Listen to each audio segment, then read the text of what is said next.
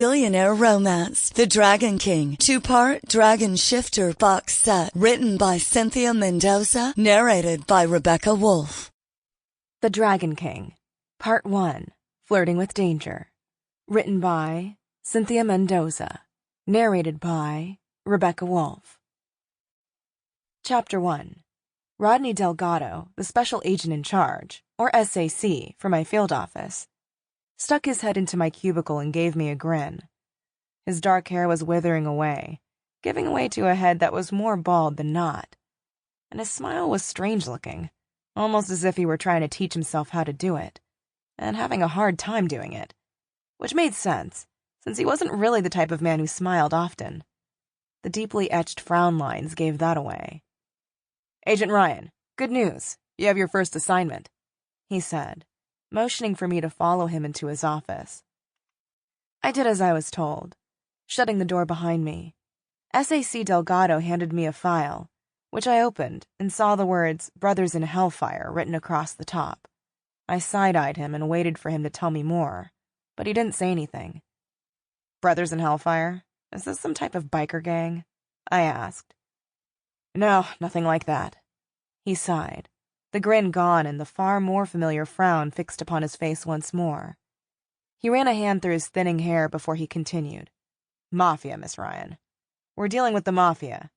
Or, rather, a new incarnation of the mafia that we've never seen in Los Angeles before."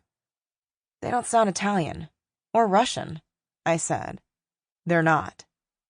I flipped through the file. On the first page was a dossier on Silas Steele, the so-called leader of this mafia. Staring at his picture, I couldn't help but think if he'd wanted to model or act, he'd probably be able to fit right into the Hollywood scene. His shoulder-length golden hair and well-defined cheekbones would have surely made him a hot commodity in the superficial celebrity circuit. Why someone like him would choose a life of crime when he could have had a life of fame and adulation was beyond me. But there were a multitude of reasons why people did the things they did, and not all of them made a lot of sense. "So why me?" I asked, closing the file. I mean, if they're the mafia, shouldn't someone else be working on this?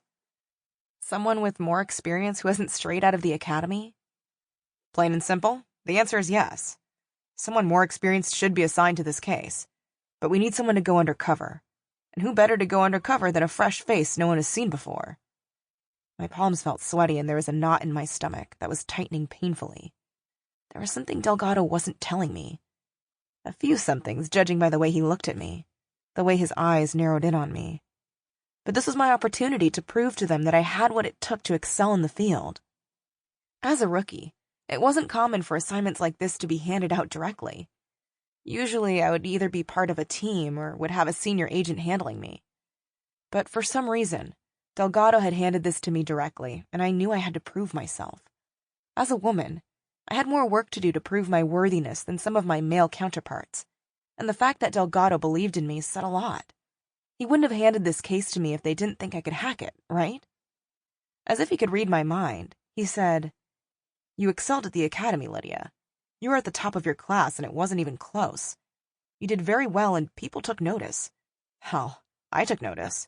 You surprised us, and we really need you to surprise us here too." "I'll do whatever I need to do to get the job done, sir," I said, sitting tall and straight.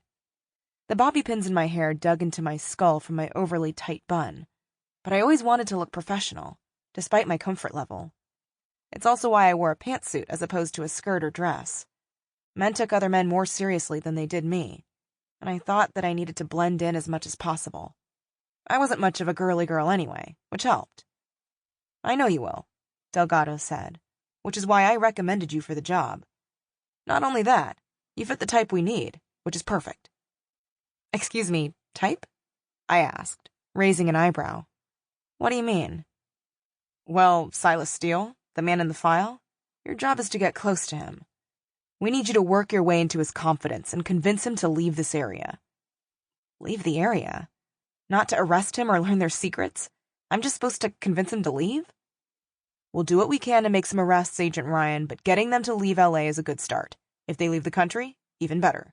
These guys are different, more dangerous than anything we've encountered before. And while we'd like to bust them all, these men are good, and we've yet to catch them at any... Sample complete. Ready to continue?